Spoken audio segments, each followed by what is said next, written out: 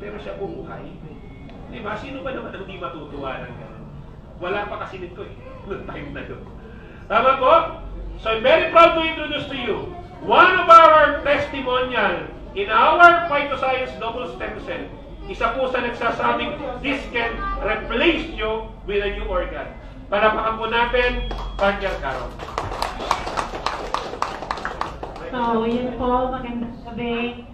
Yung kanina po nakita nyo naka-black na blouse na mango, ako po yun. That was March 31, nung nagkaroon din kami uli dito ng seminar. Tapos po, yun, kagaya sa kwento ko, 15 days pa lang po ako nung nagtitake ng phytoscience double stem cell. Isa sa umaga, isa sa gabi. Kasi nga nagtitipid tayo eh. Nakakapanghinayang. Isa lang po sa umaga, isa lang po sa gabi. For 15 days, yan po, nakaihi po ako uli. Samantalang mag-aapat na taon na nga po akong hindi umiihi. So, ang sarap po ng pakiramdam na maramdaman mo uli. Di ba pag nagsi-CR tayo, yung bago tayo dumumi, iihi tayo. Pagkatapos natin dumumi, yun yung signal sa atin na tapos na tayong dumumi. So, nararanasan ko na po yun ngayon. Pati po pag naliligo po, di ba pagka naanuhan tayo ng tubig, makakaano tayo ng trigger na naiihi tayo. Naranasan ko na po ulit yung nakita ko yung ihi kong bumagsak sa sahig. Kaya medyo marami na po siya kaysa dun sa unang-unang ihi ko. At isa pa pong napakagandang epekto sa akin is magtatatlong linggo na po akong nag-iisang beses lang ng dialysis ngayon. Dati po, 2 beses ako, Martes, Sabado. Tapos po, simula po nung galing kami ng Samar, kasi po nagbakasyon kami. Biruin niyo po, yung 1 linggo na hindi ako dapat naglalaktaw ng dialysis, nakatagal po ako ng 1 linggo sa Samar na hindi nagda-dialysis. Umalis po kami dito ng April 4. April 2 po ako uling nagdialysis. Bumalik po kami galing Samar to Manila April 10. Meaning 8 days po akong walang dialysis nun. At kakatagal po ako nang hindi ako hinihingan. So that's the miracle na nararanasan ko na ngayon. Samantalang dati, 3 araw pa lang po, hirap na ako, hindi ko na ako makakausap. Kasi talagang na masyado nang madumi yung dugo ko.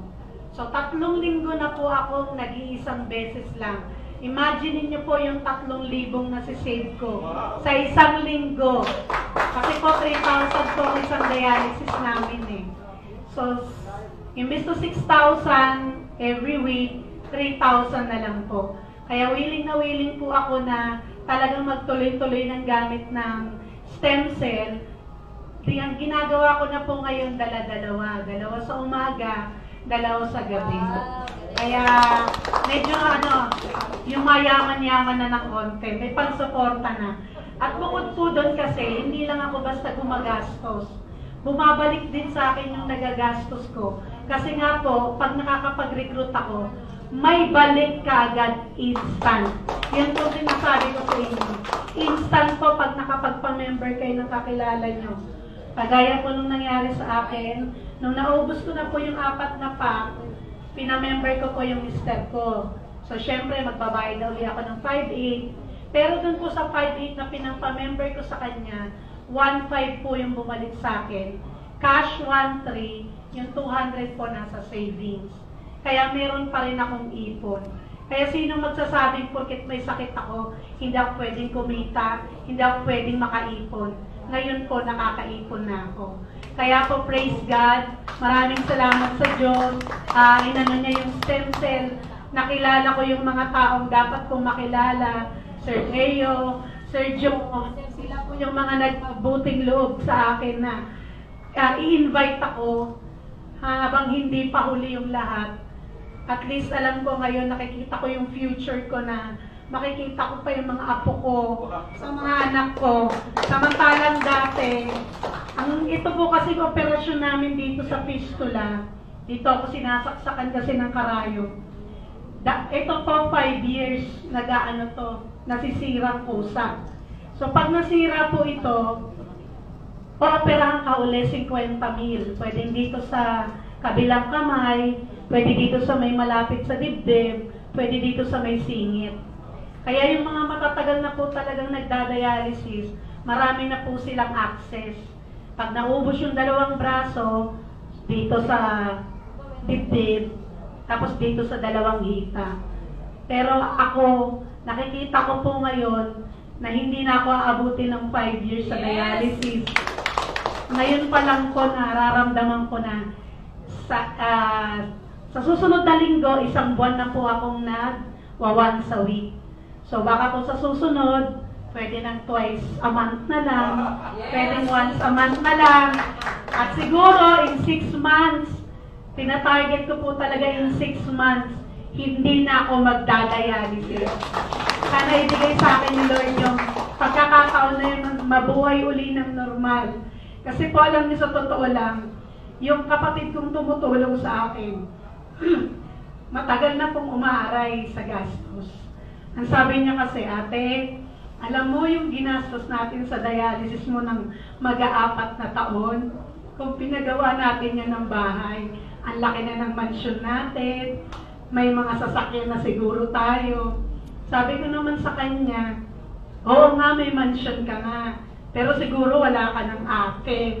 Ano gusto mo, ate o bahay? Sabi niya, ate. So nagtitiis na lang po siya na buwan-buwan pinadadalan ako ng pang-dialysis ko. Kahit na siya sa sarili niya, kayod, kabayo dun sa ibang bansa. Tapos po, yung mga anak ko, 2 anak ko na pong nag-18 years old. Pag 18 na kasi yung bata, pwede mo nang gawing donor for kidney transplant.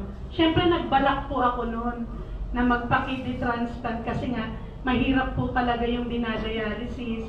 4 na oras hanggang 5 oras kang nakasalang. Minsan, ang epekto sa'yo, nasusuka ka, nahihilo ka. May mga kasamaan po kami sa dialysis na bigla na lang namamatay, habang nakasalang, bigla na lang manginginig, tapos wala na. So, nakakatakot po yung experience na ganun.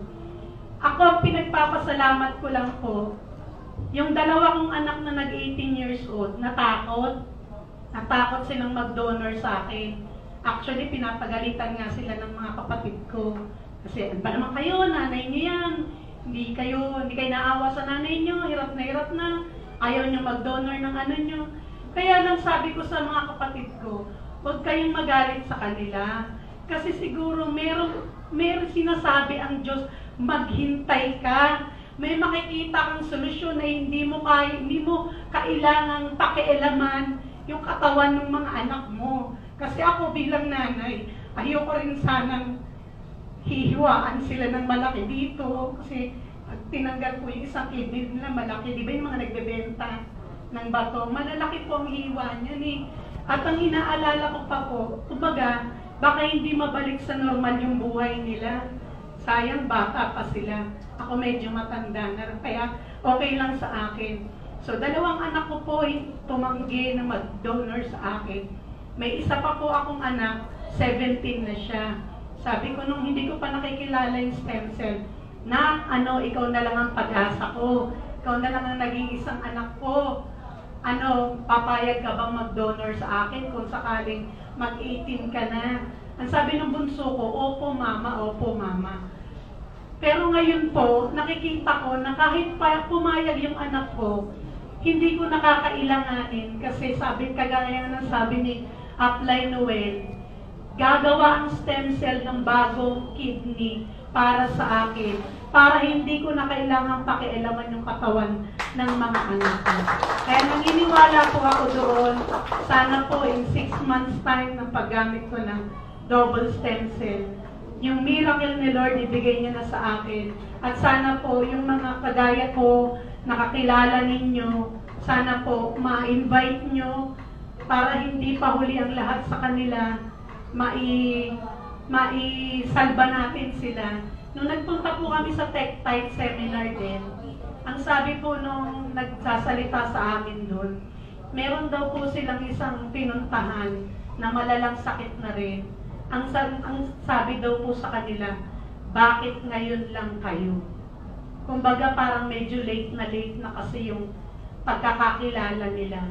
Sana po hindi maging huli sa mga kakilala natin, sa mga mahal natin sa buhay, yung pag-i-invite natin sa kanila na makilala nila yung stem cell. Kasi kailangan matry talaga nila sa sarili nila eh. Ang pinakamagandang kwento daw po na pwede mong ikwento ay yung sarili mong kwento, yung naranasan mo.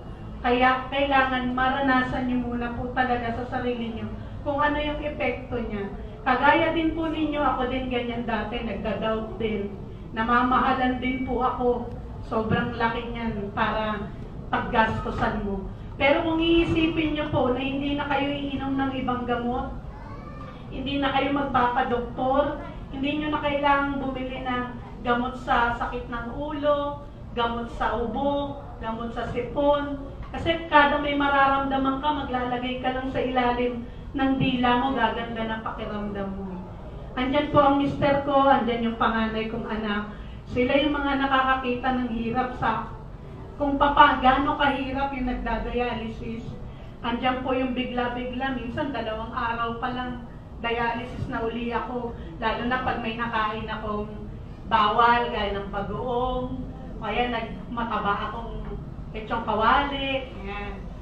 Sila po nakakakita ng hirap ko, pero ngayon po, sa awa ng Diyos, hindi na po dumadating sa amin yung mga biglaang ganyan kasi healthy po ako sa pakiramdam ko. Maraming salamat.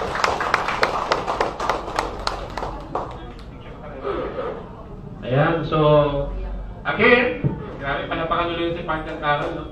Actually, minomonitor po talaga namin siya.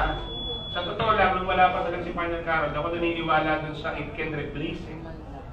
Sa reverse, maaari, di ba? Pero sa case, sabi ko, parang fantasy na yun, tama? Pero sa nangyayari sa kanya, at nangyayari doon sa asawa ng isang partner na tinutubuan na ng ngipin at the age of 35, naniniwala na ako kasi nangyayari na eh.